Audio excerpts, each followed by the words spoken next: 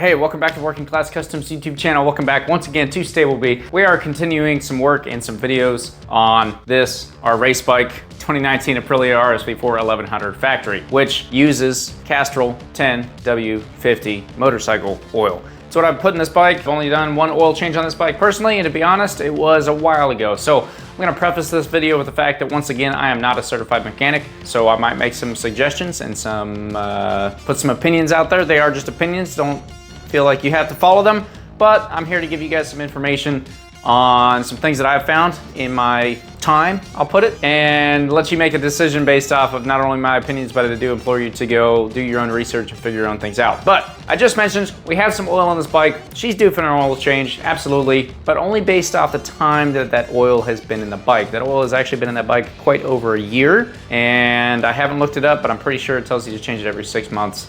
And it tells you to change it per certain mileage interval. She has absolutely not hit that mileage interval. The last one I did was right around 6,000, 6,200, and it's just over 7,000 miles on this bike now. It's usually at least 3,000 miles for a motorcycle on an oil change. We haven't hit that, but we've been doing a whole bunch of track days, a little bit of racing, and some casual street riding. So I decided I'm gonna do an oil change with this oil being so old, and with multiple track days and races and other things on the oil. I'm gonna send it off for a sample and see what kind of results we get back. Before we get into the oil change, I do ask that you please subscribe to the channel down below and throw a like on the video while you're down there. And then if you have any experience, or if you've done an oil sample yourself, or you have any other insight to throw on this, please throw that down in the comments section so that anyone watching this video can get some more opinions that aren't just mine. But it has come to my attention, and I knew this going in, but a lot of people will do an oil change after every track day. You see a bike on Facebook Marketplace for sale and says oil changed after every track day, or oil changed after every race weekend, or oil changed after every race day. Right? Sometimes races are Friday, Saturday, and Sunday, and people will do 3 oil changes in that weekend before they go to their next race weekend. And I started to question, why is that? Why are we doing oil changes so often? Because the manufacturer says every 3,000 miles. The manufacturer gave you a motorcycle. The motorcycle has a red line of 14,000 RPM. In theory, once again theory, not a certified mechanic, don't have a degree in oil or anything like that, but in theory, you should effectively be able to take your motorcycle to a dyno and run it at or near red line, or up and down through the rev range for 3,000 miles before you need to do an oil change. And that engine should last as long as the manufacturer would expect it to last, or advertise that it lasts, based on not just oil changes, but also all the other regular maintenance that you would need to do. So they build the engines, they engineer the engines, they do testing, and they give you an oil change frequency. That frequency is based off mileage. Now, the only other argument I could see against the mileage part is the hours run. So if you're sitting there warming your bike up for the equivalent hours of 3,000 miles of running time, then I could see an oil change. Now, if you're warming your bike up for a half hour to an hour to 10 hours a day, I could see how maybe that could add up. Without that much warm-up time, I'm a little curious why we're changing our oil so often. So I decided the best way to figure it out was to do an oil change on oil that is definitely too old and used for track use, and so is broken down more, many other answers that I got by asking a question on Facebook, and send it off to a lab and see what kind of results we got back. I was gonna do that for my own self-interest, to be honest, because I don't want to change my oil more often than I need to, but also to give you guys a little bit of information and see if we in fact are maybe changing our oil too often. Now, before I get into that, because all we're going to do tonight is draw off a sample and send it off. I'll show you the kit that I got from the website, or from the company that does the tests. We'll draw off a sample, we'll send it off, and we'll finish this video off with the test results. But before we talk about it, I just wanted to put into perspective some information that I got from a question that I asked on a Facebook group. So I asked how often everyone's doing it, and if they're doing it more often than the manufacturer's recommended, why are they doing that? A lot of the answers I got were the generic, when you take your bike to a track day, you're running it at a higher RPM, higher load on the engine, your oil is gonna break down faster. Or higher heat, your oil is gonna break down faster, or a multitude of other things that were just like, because I'm racing this bike, I need to change my engine oil more often, and I do that to prevent the engine from blowing up. So, in theory, the oil cost is cheaper than replacing an engine on a motorcycle. This, I agree with. What I don't necessarily agree with is that not changing your oil often enough is gonna cause your motorcycle to blow up, because once again, the manufacturer gave us a recommended time interval change, and we should be able to follow that interval change and still run our motorcycles at the level the manufacturer said. Now, if you have modifications on your motorcycle, you're running higher horsepower, higher compression ratios, different fuel to air ratios, and all those different things, okay, I can see that side of the argument. Some of the answers that I found from asking this question that I actually quite enjoyed were that some people use the oil change after every race weekend or after every 2 or 3 to simply as an excuse to look over the underside of the bike, make sure everything's clean, and to just be in and out of the bike. They'll change their coolant, their oil, their brake fluid, and everything to make sure that all those parts are working. It gives them an excuse to go out, work on the bike, look everything over, and make sure they're still maintaining the bike how they want to for their racing that they're doing. For mostly a safety aspect for themselves and everyone else on the racetrack. All about it. Got it? Go for it. The other answer that I got that I didn't mind, that I kind of enjoyed, and I said, okay, yeah, I can see how that would work, was to pull an oil sample, which is easiest to just do an oil change because they are not super expensive, and look at it yourself, look for excessive wear of your clutch or other engine material, and maybe even send a sample off to a lab for analysis for engine health. So I could see doing oil changes more often, or at the end of a season, or in between race rounds when you have some time to check on your engine health to let you know, like, no, maybe you are actually overusing this engine, or maybe you have a problem that you didn't know about. That oil sample could give you a look into that, or just changing your oil and seeing excessive clutch material buildup and whatever else. I think those are some good reasons to change your oil. I do not think that the oil is going to break down faster based off of track riding or racing the motorcycle. That's just my opinion. We're going to test it out. I'm going to do an oil change here, show you guys the results, or share the results with you guys, let you know what the lab has to say about our oil after riding this bike on the racetrack and racing it a couple times. And once again, also time interval thing, this oil is pretty old. I will say I just got done listening to one of BlackStone Labs, the oil sample kit that we got from the company. It's BlackStone Labs oil analysis.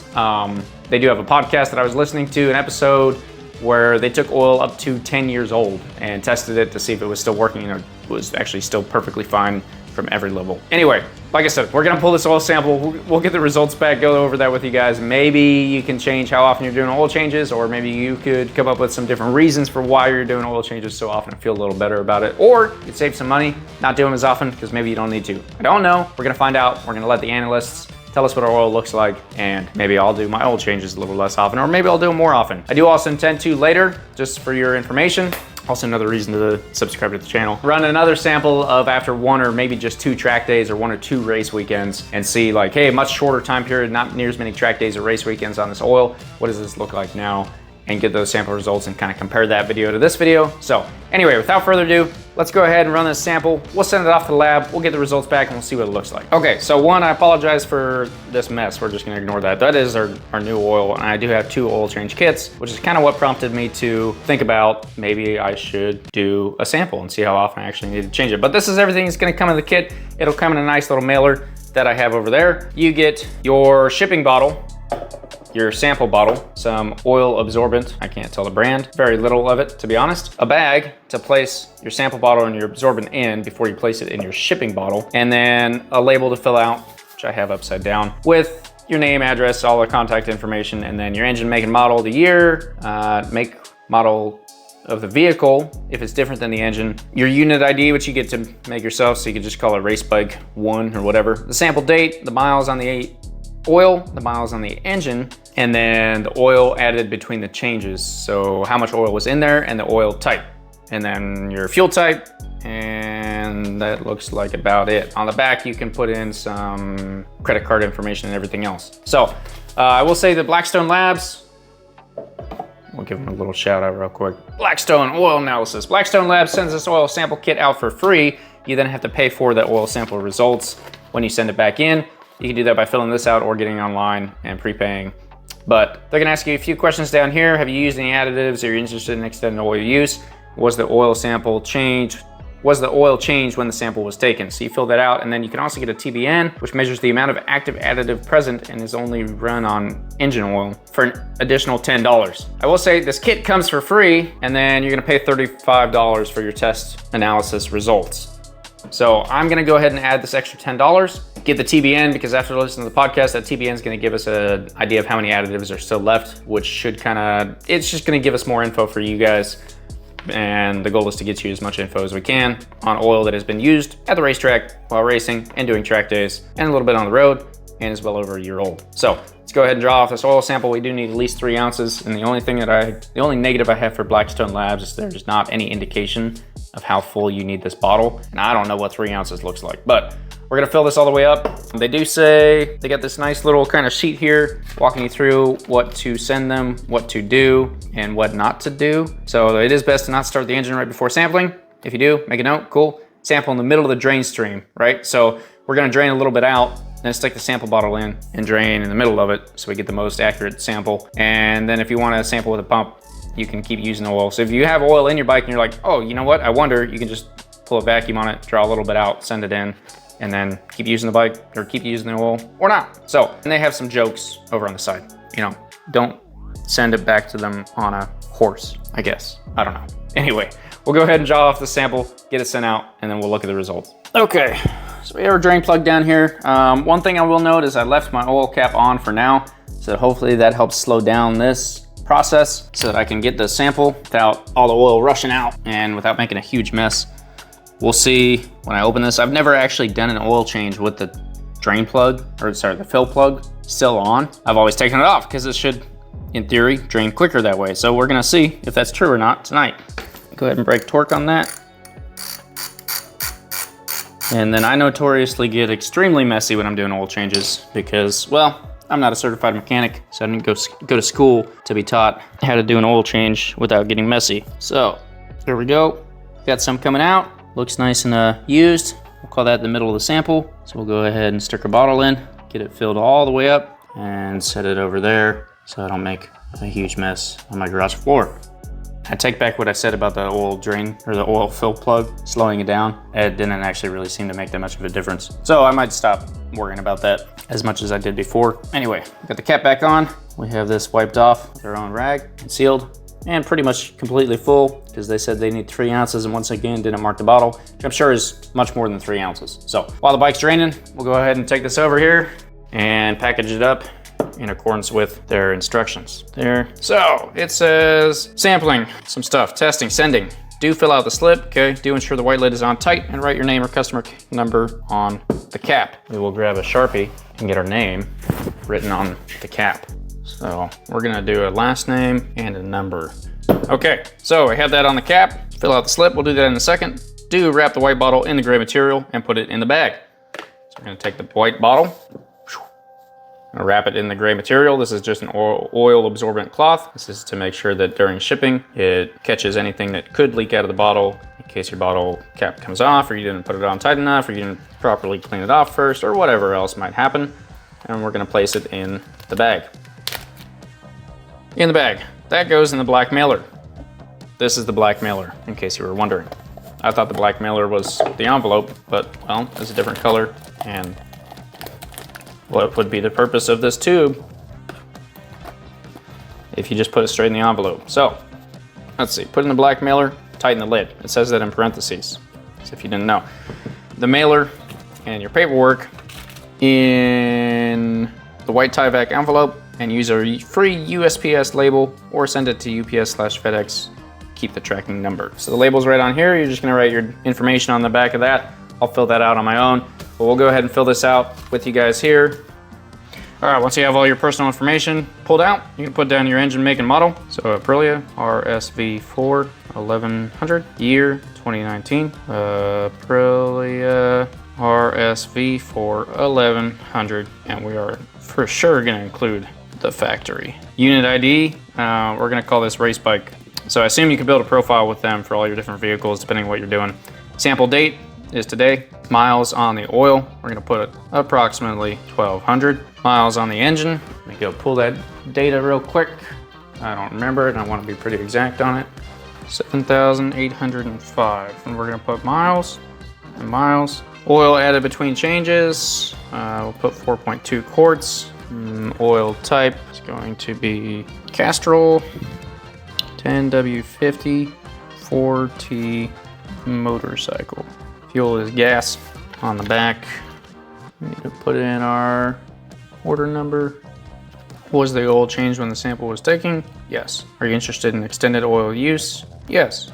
Have you used any additives? No. Would you like a TBN? Yes. And a TBN measures the amount of active additive present and is only run on an engine oil.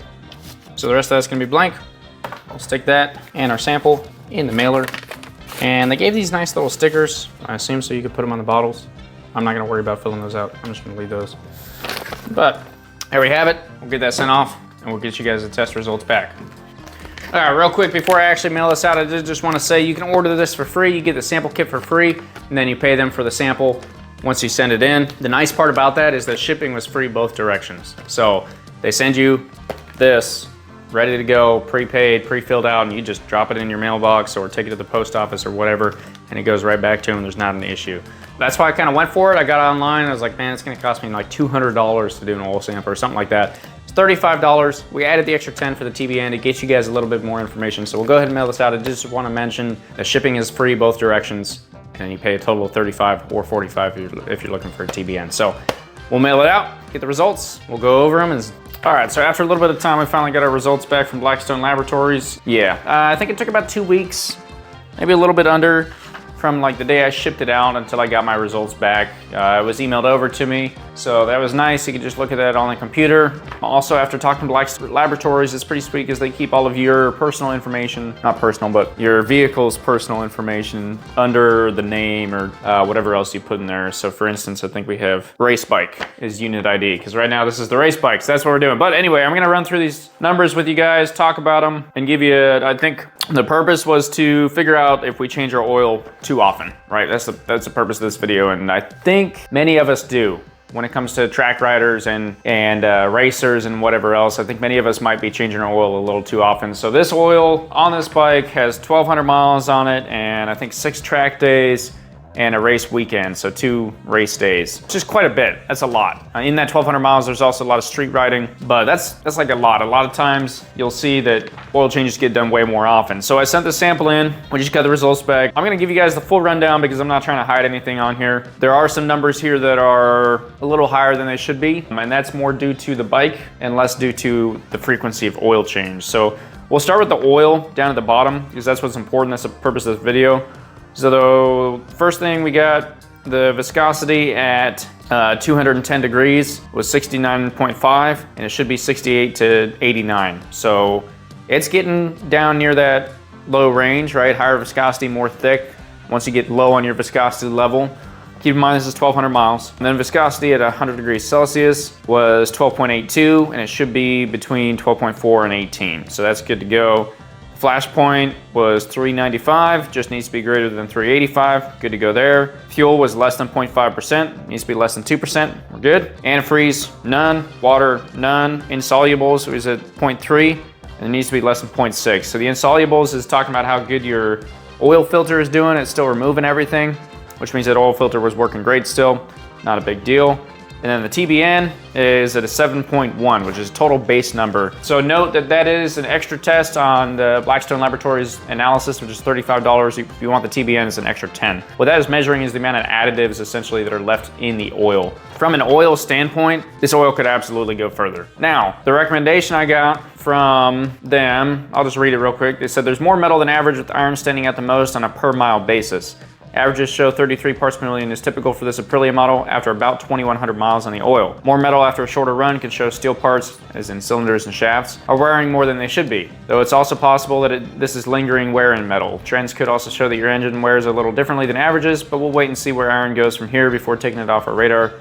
TBN is strong, so the oil held up well. Try 1,200 miles again. So their recommendation is like, hey, you might have a little bit more wear than you're supposed to be having, but the oil is great, you're good to go. Let's do 1,200 miles again. And that's kind of based around a little bit of like where the oil is, but also a little bit of, we want to keep an eye on this bike and the engine and see how the engine health is. So for the purpose of the video, I do think that we often change our oil too soon, especially if we're just changing the oil for the reason or the thinking of the oil breaks down quicker. When you're racing a motorcycle, you're not necessarily going to break down your oil any quicker. Now, if you are wearing down your engine quicker, that can start to break down the oil quicker.